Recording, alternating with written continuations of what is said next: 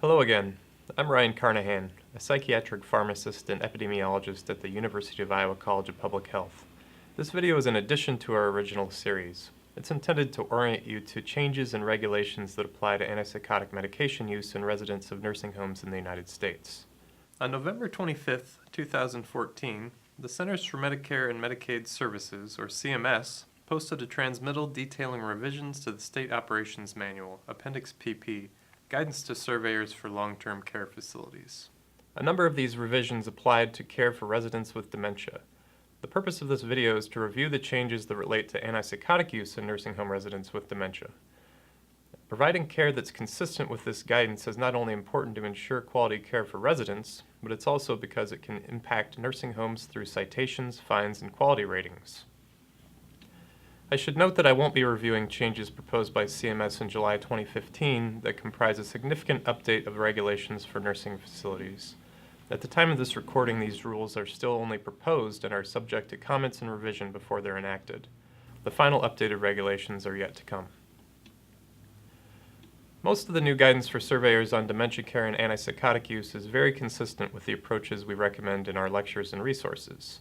It stresses the importance of thoroughly evaluating the causes of behavioral and psychological symptoms of dementia, as well as using individualized, person-centered approaches to care to help manage these symptoms without medications. Some of the person-centered care strategies that are highlighted include eliminating triggers of negative reactions, altering the environment, introducing personalized, meaningful, and enjoyable activities, changing approaches to care to match the resident's preferences, and ensuring that direct care is provided by staff who are familiar with the resident's needs and preferences.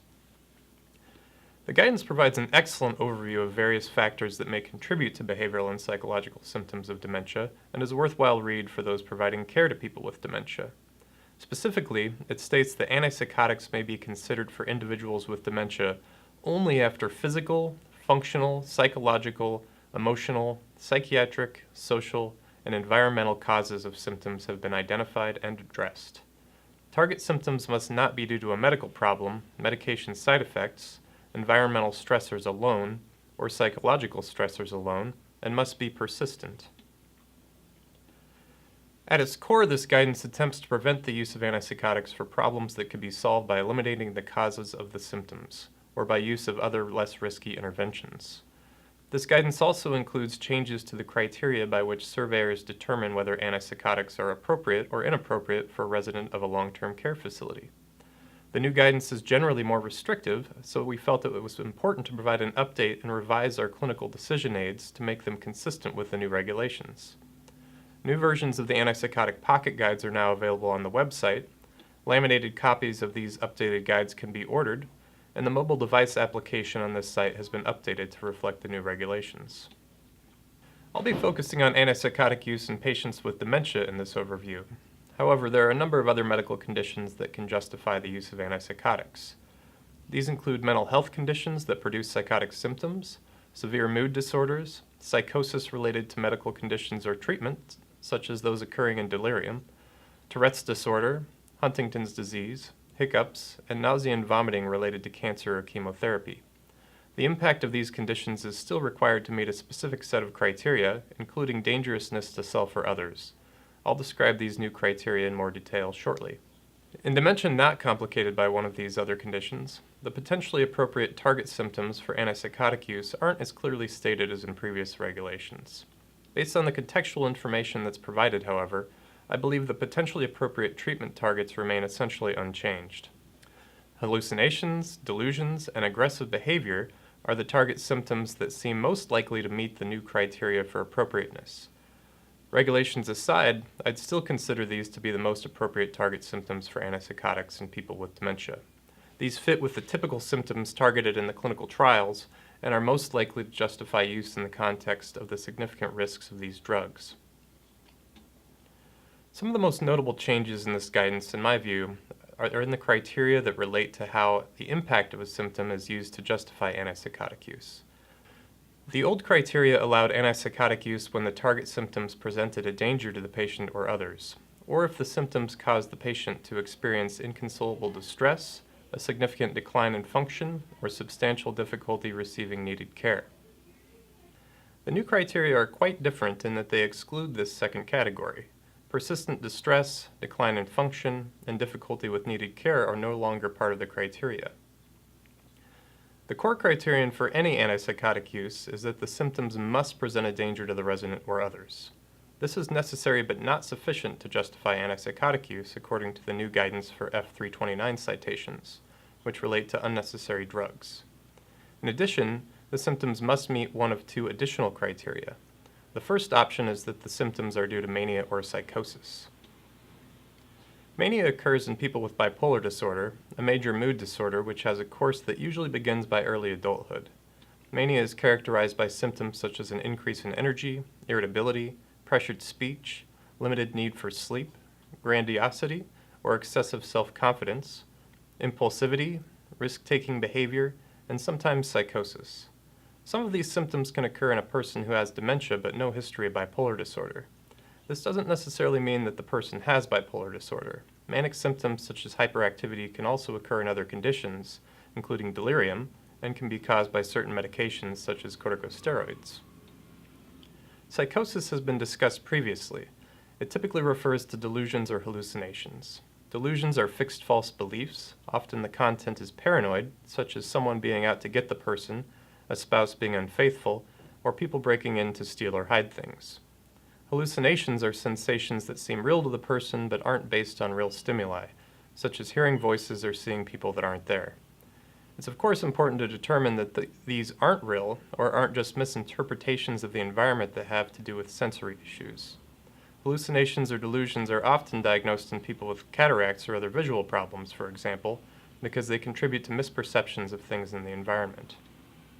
If the antipsychotic is not being used for mania or psychosis, but rather for aggressive behavior resulting from agitation, then the criteria state that behavioral interventions must have been attempted and included in the plan of care. The assumption is that these interventions have been tried and documented, but have been unsuccessful in alleviating the dangers to the resident or others. These behavioral interventions should be continued even with medication use, and reasonable attempts to decrease the dose or discontinue the antipsychotic should be made with support from behavioral interventions. Interpreting whether a symptom is dangerous to the resident or others is clear in some cases, but not in every case. A resident who regularly strikes out at caregivers or other residents is clearly dangerous to others. Even in those cases, it's important to try to identify and address underlying causes, such as pain experienced when cares are provided. But the case can be made for antipsychotic use if other interventions are unsuccessful in curbing this aggressive behavior. Verbal threats such as yelling at others and threatening to hurt them could also be considered dangerous to others, even if no actual physical harm has taken place, assuming there's a legitimate risk. This is perhaps less obvious, but civil commitment laws generally consider threats of harm to be enough to force involuntary psychiatric treatment in a person suffering from a mental condition, because these threats demonstrate dangerousness to others. I would expect the same interpretation to apply here. A symptom could be considered dangerous to the resident under a number of circumstances, either in cases of direct self-harm or sometimes in impeding care necessary to the resident's well-being and consistent with treatment goals. A delusion that the food is poisoned, such as that experienced by Mrs. Klein, that leads to the resident not eating, can lead to harm by way of starvation, so I think that an antipsychotic could be well justified. Delusions may also lead to attempts to elope from a facility, such as by a resident who thinks she's left her children unattended and needs to go find them because they're in danger.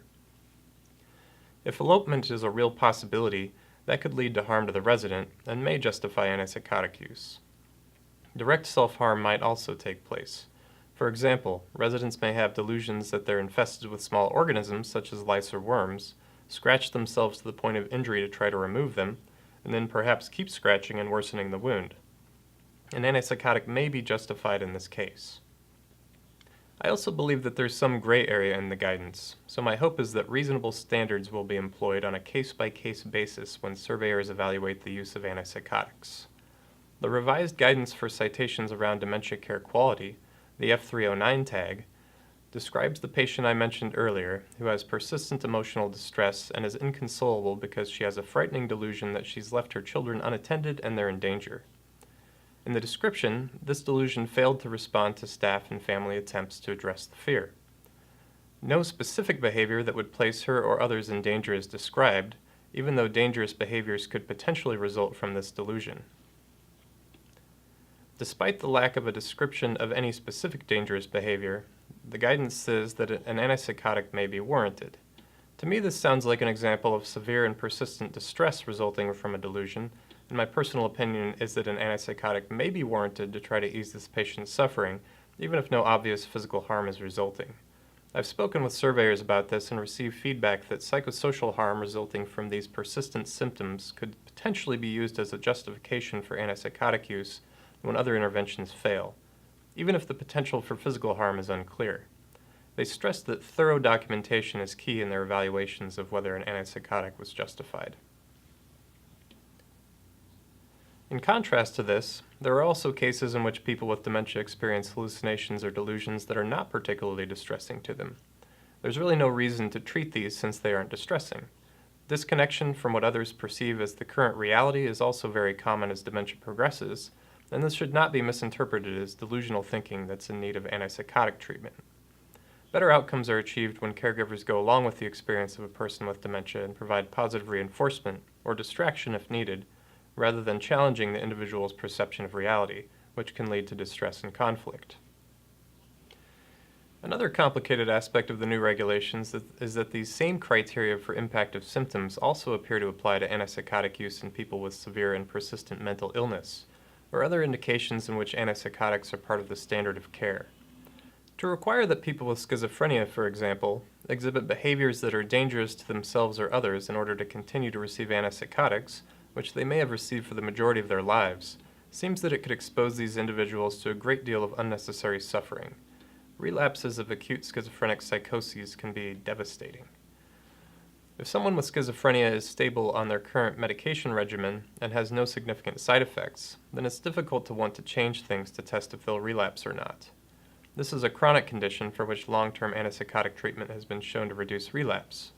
In contrast, the target symptoms of antipsychotic treatment in dementia often resolve over time, so that an antipsychotic provides no further benefits and only puts the person at risk of side effects. Collecting a good long-term history could help justify antipsychotic use in schizophrenia.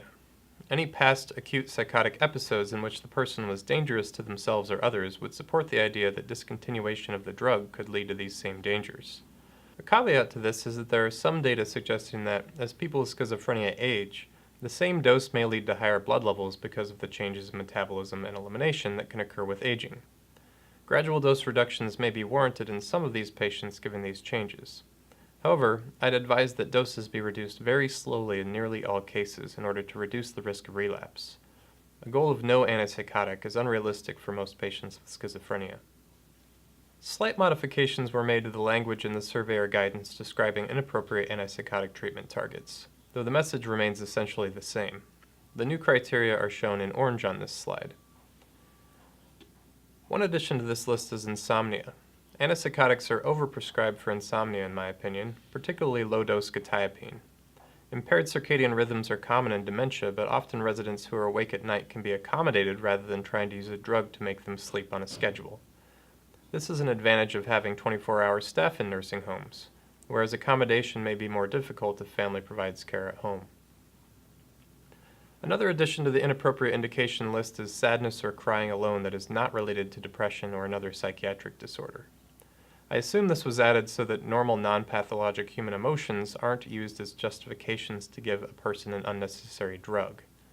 If the sadness or crying is persistent and stems from major depressive disorder or severe anxiety, then behavioral and possibly medication treatments for depression or anxiety may be warranted. If it relates to delusions, then that may change the assessment as well. There are several other important changes in this guidance. I've already mentioned the first. The other causes of behaviors must be ruled out and symptoms must be persistent to justify antipsychotic use. A one-time incident may justify emergency treatment, but it doesn't justify long-term use of an antipsychotic. I've also mentioned that non-drug behavioral interventions are expected to be implemented and included in the care plan, and should be tried prior to using an antipsychotic for persistent symptoms. These should be continued even if medication is used, with the goal of reducing and eventually eliminating the need for an antipsychotic. The new guidance also highlights that any emergency use of antipsychotics should lead to an interdisciplinary evaluation within 7 days. The purpose of this evaluation is to fully explore potential causes of the symptoms that led to antipsychotic use, to update the care plan as needed, and to ensure that antipsychotics aren't continued long-term for problems that aren't persistent or could be addressed using other interventions. Finally, the new guidance highlights the need to evaluate antipsychotic use in residents who are admitted on one of these drugs. This should take place on the initial minimum dataset assessment within 2 weeks of admission. A good history can hopefully help determine whether an antipsychotic is still justified, or whether it may be time to consider a gradual dose reduction or discontinuation of the drug. I'd like to take a step back for a moment and consider this guidance in the larger context of caring for people with dementia. The general principles outlined in this guidance are completely consistent with best practices that one would hope would be applied in any setting of care, not just in nursing homes. However, I have some reservations about the requirement that a person has to be dangerous to themselves or others in order to justify antipsychotic use. I appreciate that this requirement may help reduce unnecessary use of these medications and that the side effects are of serious concern. I also think other medications may be safer first options in many cases, such as acetaminophen if pain might be contributing to the stress. SSRI antidepressants may also be helpful for agitation, and I prefer their safety profile to that of antipsychotics for many patients. More information about these other medications can be found in our evidence-based review on antipsychotic use in dementia, which is posted on this website. However, a patient who is severely and persistently distressed because of delusions or hallucinations, and for whom other interventions have failed, still seems like a reasonable candidate for antipsychotic use, regardless of whether safety is clearly compromised by the symptoms. I would not want to see people suffer unnecessarily because of strict regulations, however well-intentioned they may be. My hope is that in these cases, surveyors will focus more on the process by which it was decided that the antipsychotic might be helpful, as well as the documentation of that process and the rationale that led to the choice. Surveyors I've spoken with have endorsed that documentation is key in their determination of whether a citation for unnecessary drug use should be issued, and that a physical danger to the resident or others isn't necessarily required to justify antipsychotic use. If a good evaluation was done, behavioral interventions were attempted, symptoms were severe, persistent, and distressful, and the family and/or resident was involved in the decision to try a medication and made aware of the risks, then it's hard to argue with that choice. Of course, it's always important to make sure that the medication is actually helping and that adverse effects aren't a problem, rather than continuing it regardless of its impact. Gradual dose reduction requirements also can't be disregarded just because a medication appeared to be helpful, since symptoms can wax and wane over time with or without medication.